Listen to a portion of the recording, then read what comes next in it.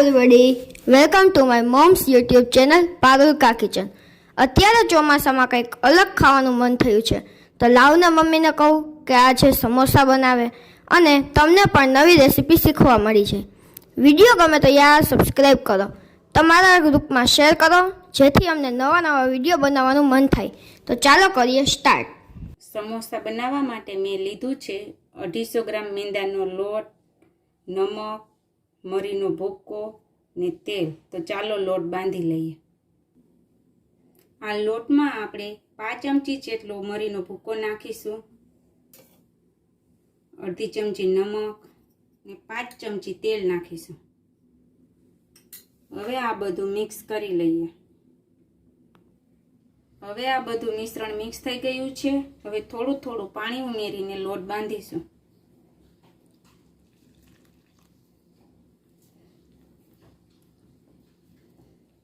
લોટ બંધાઈ ગયો છે. તેમાં 2 ચમચી તેલ નાખીને લોટને મસળી લઈએ.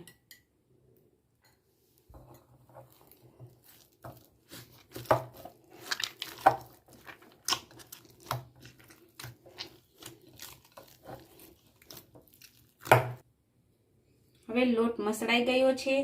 તેમાં આપણે તેલવાળો હાથ કરીને આ લોટને 15 મિનિટ સુધી રહેવા દઈશું. હવે આ લોટને 15 મિનિટ થઈ ગઈ છે. આપણે મસળી લઈએ.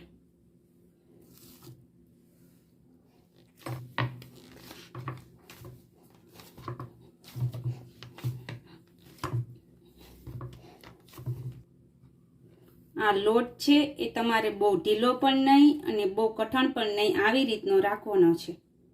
સમોસાના મસાલા માટે મેં લઈ લીધા છે 6 નંગ બાફેલ બટેટા, અડધું બાઉલ વટાણા બાફેલા છે તે, ખાંડ, ગરમ મસાલો, નમક, મરીનો ભૂક્કો, લાલ મરચું પાવડર, મેગી મસાલો, હળદર, લીંબુનો રસ, લીલા મરચાં જે ટુકડા કરેલા છે, આદુની પેસ્ટ ને ધાણા ભાજી. તો ચાલો મસાલાનો વઘાર કરી લઈએ.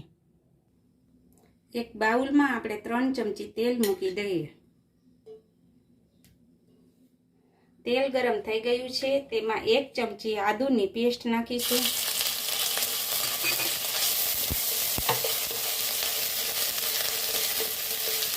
બે લીલા મરચાંના ટુકડા છે તે નાખીશું.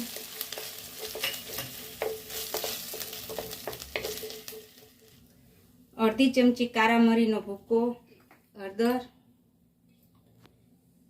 અડધી ચમચી વરિયાળી, અડધી ચમચી ગરમ મસાલો, 1.5 ચમચી મેગી મસાલો, અડધી ચમચી લાલ મરચું પાવડર, સ્વાદ અનુસાર નમક, 2 ચમચી ખાંડ. આ બધું એક સાથે મિક્સ કરીશું.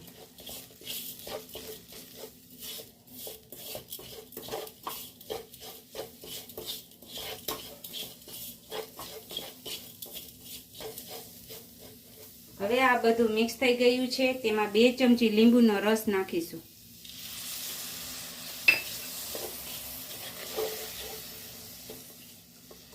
હવે તેમાં જે બાફેલ બટેકા છીંદો કરી લીધો છે તે નાખીશું.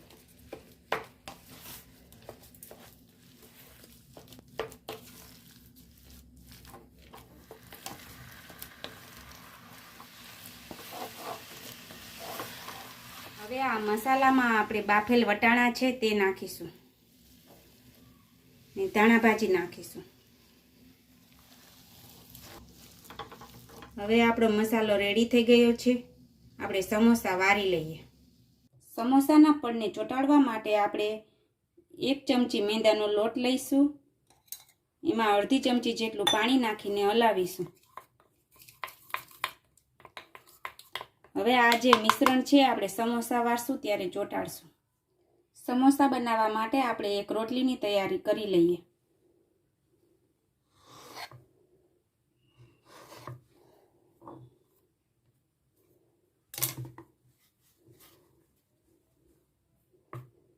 હવે આની આપણે રોટલી વણીશું.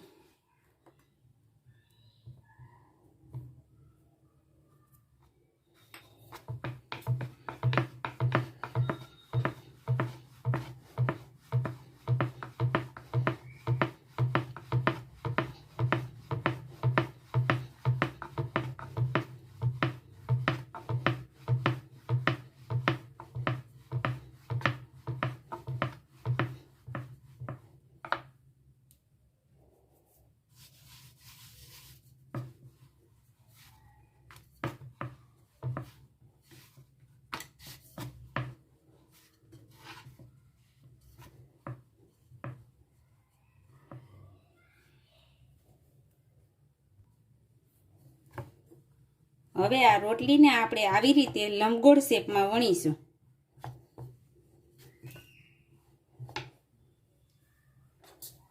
હવે વચ્ચેથી આપણે આને કટ કરીશું.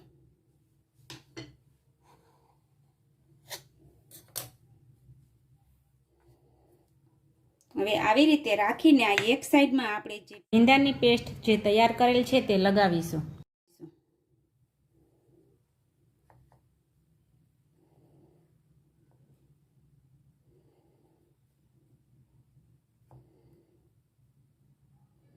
આ બંને ભાગ આવી રીતે ચોંટી ગયા છે. હવે આપણે આવી રીતે રાખીને આમાં મસાલો ભરીશું. હવે આપણે આમાં સમોસાનો ચૂંદો ભરી લઈએ.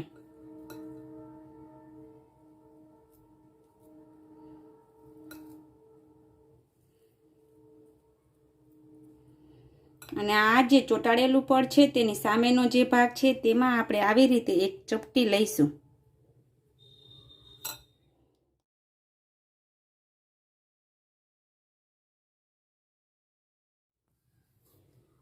મેંદાના લોટની પેસ્ટ છે તે લગાવીને આવી રીતે ચોંટાડીશું. હવે આપણું સમોસું રેડી છે. આવી રીતે આપણે બધા સમોસા કરી લઈએ.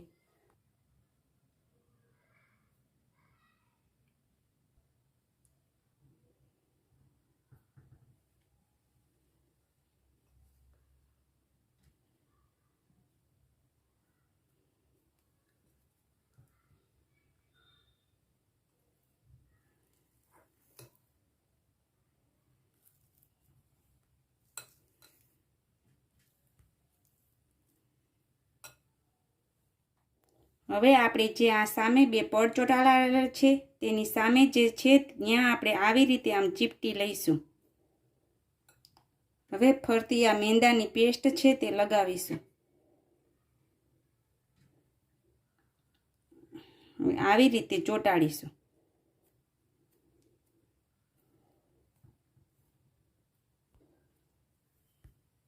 હવે આ સમોસાને આપણે આવી રીતે રાખીશું. તો ચાલો હવે બધા સમોસા વારી લઈએ, પછી આપણે તળી લઈશું. સમોસા વારી લીધા છે.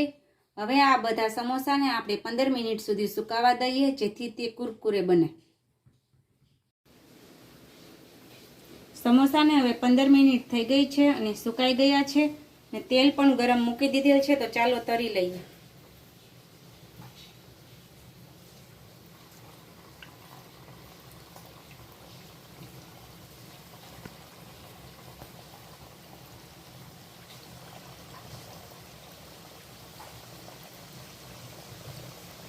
સમોસા આપણે ધીમા તાપે તળવાના છે, જેથી તે અંદર પણ ચડી જાય.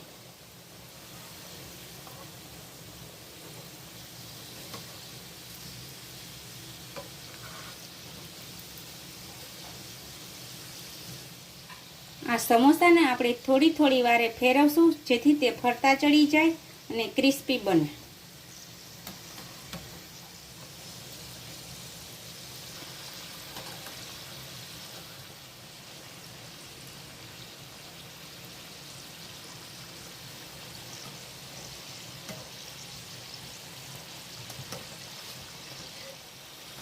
આવી રીતના બ્રાઉન થાય ત્યાં સુધી આપણે સમોસા તળવા દેવાના રહેશે.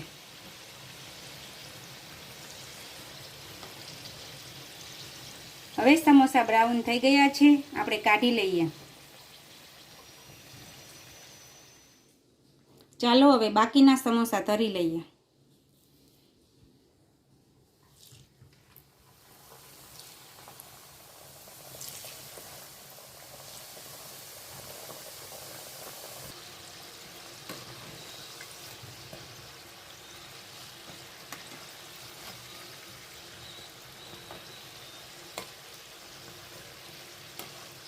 હવે આ સમોસા પણ તળાઈ ગયા છે, આપણે કાઢી લઈએ.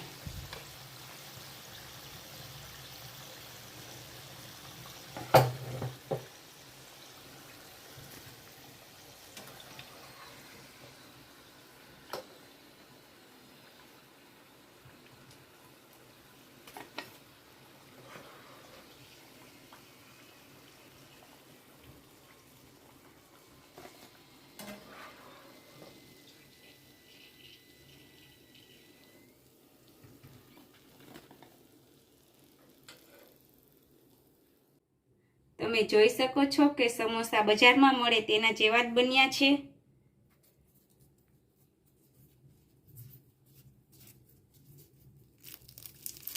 ક્રિસ્પી પણ એવા જ બન્યા છે.